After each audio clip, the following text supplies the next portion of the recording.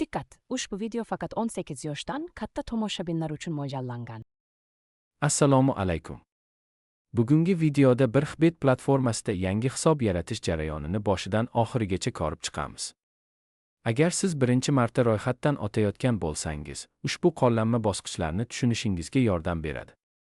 Avvalo, rasmiy ro'yxatdan o'tish sahifasini oching. Sahifa yuklangach, ro'yxatdan o'tish tugmasini bosing. Keyin sizga hisob yaratishning bir nechta usullari taqdim etiladi. Telefon raqami yoki elektron pochta orqali ro'yxatdan o'tish variantlaridan o'zingizga qulay bo'lganini tanlang.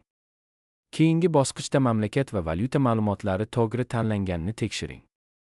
Shundan so'ng faol foydalanadigan telefon raqamingiz yoki elektron pochta manzilingizni kiriting. Hisobingiz xavfsizligini ta'minlash uchun kuchli parol yarating. Parolda harflar, raqamlar va maxsus belgilar bo'lishi tavsiya etiladi. Ro'yxatdan o'tish formasida promo kod degan maydonni ko'rasiz. Shu joyga Birxbet Pro promo kodini kiriting. Endi shaxsiy ma'lumotlaringizni diqqat bilan to'ldiring. Ism, familiya va tug'ilgan sana kabi ma'lumotlarni rasmiy hujjatlarga mos ravishda kiritish tavsiya etiladi. Barcha ma'lumotlarni to'ldirgach, ularni yana bir bor tekshirib chiqing. Shundan so'ng ro'yxatdan o'tishni yakunlash tugmasini bosing. Hisob muvaffaqiyatli yaratilgach, profilingizga kirishingiz mumkin bo'ladi.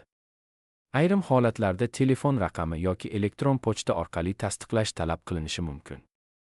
Bunday vaziyatda ekranda ko'rsatilgan ko'rsatmalarga amal qiling. Profil bo'limiga kirib, hisobingizdagi ma'lumotlarni yana bir bor tekshiring.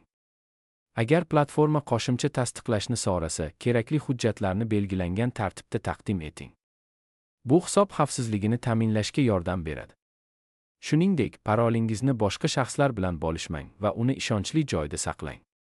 Hisobingiz xavfsizligi ko'p jihatdan siz tanlagan parol va kiritilgan ma'lumotlarning to'g'riligiga bog'liq.